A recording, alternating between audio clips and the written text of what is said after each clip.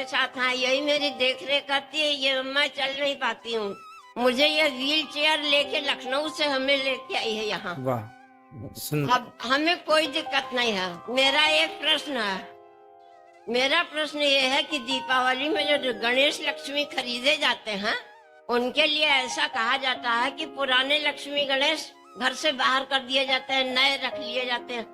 तो एक बार उनकी पूजा करें, उसके बाद घर से बाहर कर दे, ऐसा क्यों? क्या अशुभ होता है? दोस्तों, राधे राधे।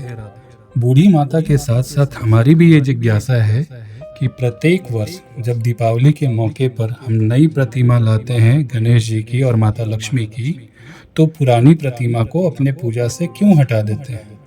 आइए स्वयं जानते हैं गुरुजी से इस वीडियो में इस प्रश्न के उत्तर के बारे में। अशुभ नहीं होता। पहले क्या होता था ना, मिट्टी के लक्ष्मी गणेश बनते थे जी। तो माटी के लक्ष्मी गणेश की पूजा कर लो, फिर माटी के लक्ष्मी गणेश जी का विसर्जन कर देते थे गमले में, जी। फिर उसमें तुलसी लगा देते थे। जी। तो हर साल नई लक्ष्मी और गणेश ले लेते थे। हाँ। तो ऐसी मान्यता है कि हमारे घर नया नया धन आता रहे। जी। जो है वो तो है ही, जी। तो नया नया, इसलिए हर साल तो जो लक्ष्मी गणेश जी हैं, जी। यदि आपके घर में धातु की लक्ष्मी जी है, जैसे सोने की, चांदी की जी। या अष्ट धातु की जी। लक्ष्मी गणेश हैं, हाँ, तो हाँ। फिर लेने की जरूरत नहीं है उनकी। बट जो मिट्टी की मूर्ति है, माटी की, जी। वह एक बार जब पूजा होती है ना, तो पूजा होने के बाद उनका पहले आवाहन होता है, फिर उनका विसर्जन होता है। जी। तो मिट्टी की मूर्ति केवल उतनी देर के लिए होती है जितनी देर के लिए हमने पूजा के लिए स्थापित की। अब स्थापित पूरी हो गई, उनकी विदाई हो गई, जी। तो वो मिट्टी मिट्टी है, फिर उसे गमले में डाल के तुलसी लगा दीजिए। तो हर साल नई मूर्ति लेना हर साल ना, जरूरी है? इसलिए होता है ना, यदि धातु की है तो कोई दिक्कत नहीं है। माटी में एक बार आवाहन हो गया और एक बार विसर्जन हो गया, फिर उनमें दोबारा आवाहन नहीं हो सकता। और गुरु जी एक बात और है, मेरी बेटी मेरी बहुत सेवा करती है, आपको कुछ गिफ्ट देना चाहती है। ठीक है, बहुत सुंदर। बेटी के लिए ताली बजाओ कि अपनी माँ की सेवा करती है, अच्छी बात है। जय श्रीमन नारायण गुरु जी। दासी कल्याणी का प्रणाम स्वीकार कीजिए। खुश रहिए। हाँ गुरु जी, हम 2019 से आपकी कथा सुन रहे हैं। हाँ, ले लो, बोलो। 2019 से कथा सुन रहे हैं। 3 साल हुए हमको कथा सुनते सुनते, और जब प्रश्नोत्तरी में रोज देखते थे, रोज यूट्यूब पे भी सुनते हैं और टीवी पे भी कथा सुनते हैं, तो लगता था कि हम कब जाएंगे यहाँ। और गौरी गोपाल भगवान तो हमारे ऐसे आंखों में ही बस गए हैं पूरे। उनको देखते थे रोज तो आंखों में से आंसू निकलते थे, और फिर रोज ऐसे सुनते थे। और हमारे हस्बैंड जो है वो प्रोफेसर है, तो इनको बहुत टाइम बिल्कुल भी नहीं मिलता। मॉर्निंग को जाते तो इवनिंग को ही आते हैं। तो अभी बीच में पता नहीं एक दिन आए और अचानक ही बोला कि रिजर्वेशन कब करना है वृंदावन का। तो हमें ऐसा लगा कि सपने जैसे ही लगा पूरा। हम सोच भी नहीं सकते कि ठाकुर जी ने कैसे महिमा की हम पे। और हमने एक बार यूट्यूब पे भी क्वेश्चन डाला था, लेकिन आपने उत्तर नहीं दिया था। तो हमारे बताइए क्या प्रश्न है। हाँ, तो आप भजन में बोलते थे अजामिल और कनिका को तारे। तो हमने अजामिल के बारे में तो सुना है, लेकिन जो आप कनिका या गनिका है, सॉरी गलती हो गई, तो उसके बारे में बताइए। गणिका नाम की एक वैश्या थी। अच्छा। वह वैश्या एक तोते को लेकर के आ गई। वह तोता अपने घर में रखी। हाँ।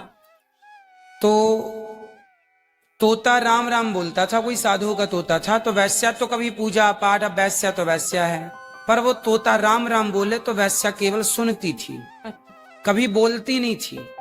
जब वैश्या की मृत्यु होने का समय आया, तो जब मरते समय उसने बोला नहीं, तोते ने राम राम बोला, तो वो सुन रही थी और सुनते सुनते मर गई। तो भगवान ने उसे भी परम गति प्रदान की कि भगवान का नाम सुनते सुनते आइए। तो उस वैश्या पर कृपा हो गई, तो हम और आप पर कृपा क्यों नहीं होगी? वो गणिका है।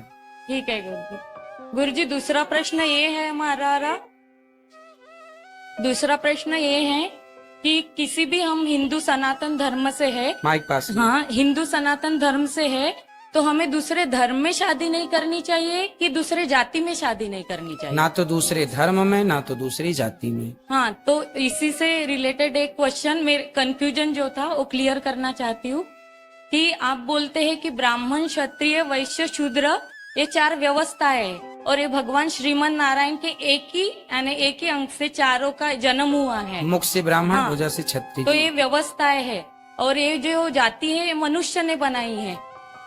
तो फिर जो व्यवस्था है ना, उस व्यवस्था का नाम ही ब्राह्मण है, उस व्यवस्था का नाम ही क्षत्रिय, उस व्यवस्था का नाम वैश्य और शूद्र है। अच्छा, तो हमें इसलिए देखो, इसका बहुत बड़ा साइंटिफिक रीजन समझो। ब्राह्मणों का विवाह ब्राह्मणों में इसलिए होना चाहिए क्योंकि ब्राह्मण की बेटी ना बचपन से ब्राह्मणों के रीति रिवाज जानती है। यदि वह क्षत्रियों में चली गई तो क्षत्रियों के रीति रिवाज अलग होते हैं, खान पान, रहन सहन, तो वो वहां पे कंफर्टेबल नहीं रहेगी, है ना।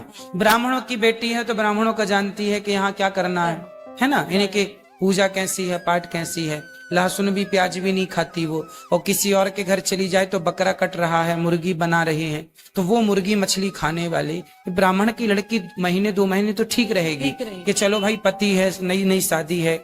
जब जीवन गुजारना है ना तो फिर वो गवाही नहीं होगी अंदर से। आपने कभी मांस नहीं खाया पर आपको कोई परोस दे मांस तो आप कैसे खाएंगे, और आपका पति खाए मांस तो आप कैसे उसके साथ जीवन गुजारने का सोच सकते हैं। तो विचारों का मिलना हो, शरीर का मिलना पति पत्नी नहीं है, विचारों के मिलने से रिश्ते होते हैं, शरीर के मिलने से नहीं। इसलिए जहां विचार मिले, इसलिए हमारे बुजुर्गों ने व्यवस्था बनाई कि भाई ब्राह्मण ब्राह्मणों में रहेंगे तो रीति रिवाज एक सी रहेगी, कोई चिंता परेशानी नहीं होगी, है ना। क्षत्रियों का क्षत्रियों में रहेगा, वैश्यों का वैश्यों में, ये एक व्यवस्था है। अब हम इसको तोड़ें कि नहीं, ब्राह्मण की लड़की जाके क्षत्रिय, वैश्य, शूद्र से विवाह कर ले तो व्यवस्थाएं बिगड़ जाएंगी। समझिए, जो संतान होगी उसे आप क्या नाम देंगे। अब हिंदू लड़की है, मुसलमान लड़का है, शादी हो गई, बेटा हुआ, अब माँ हिंदू है, बाप मुसलमान है, या माँ वो है, ये वो है, लड़का हुआ, बेटा हुआ, आप उसे क्या कहेंगे, हिंदू कहेंगे, मुसलमान कहेंगे। तो हमारे हिंदू सनातन धर्म में ऐसे बहुत से, हिंदुओं में बहुत से कास्ट है, यानी बहुत जातियां हैं। तो फिर हिंदुओं के तो वो जाति व्यवस्था ना आपके पूर्वज तय करते हैं कि हम ब्राह्मण हैं तो हमारा किन में विवाह हो सकता है। क्षत्रियों का किन क्षत्रियों में, क्षत्रिय के भी प्रकार होते हैं, ये चौहान हैं, ये वो हैं, बहुत सारे होते हैं ना। तो उनका ये वो आपके खानदान में परंपरा होती है ना, भाई बड़े बुजुर्ग बताते हैं हमारा विवाह किससे हो सकता है, तो वो बड़े बुजुर्गों के पास बैठने से यही तो ज्ञान मिलता है। तो कुछ परंपरा के ज्ञान लेके रखना चाहिए।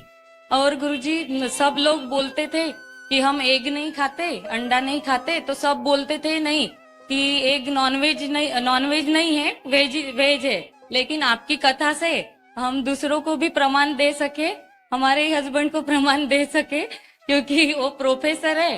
तो जब आपने एक बार संडे था कथा में बोला था तो हमने उनको दिखा दिया था कथा में, क्योंकि फिर हम गलत भी साबित नहीं हुए और हम प्रमाण भी दे सके उनको। तो हम नहीं खाते अंडा? नहीं, वो कभी खाते ही नहीं थे। अच्छा। लेकिन डॉक्टर ने ऐसी सिचुएशन आई थी कि बोला था खाने के लिए। देखिए, डॉक्टर लोग जो होते हैं ना, कुछ डॉक्टर तो अच्छे होते हैं, कुछ डॉक्टर तो चाहते ये हैं कि आपका धर्म भ्रष्ट हो जाए, वो अपनी डॉक्टरी का मिस यूज करते हैं। हाँ, बराबर। आपको कहेंगे अंडा खाइए, अंडा में कहते हैं प्रोटीन होता है। हाँ। अब उन डॉक्टरों से कहा जाए कि क्या आपकी स्टडी इतनी ही है कि अंडा में प्रोटीन होता है?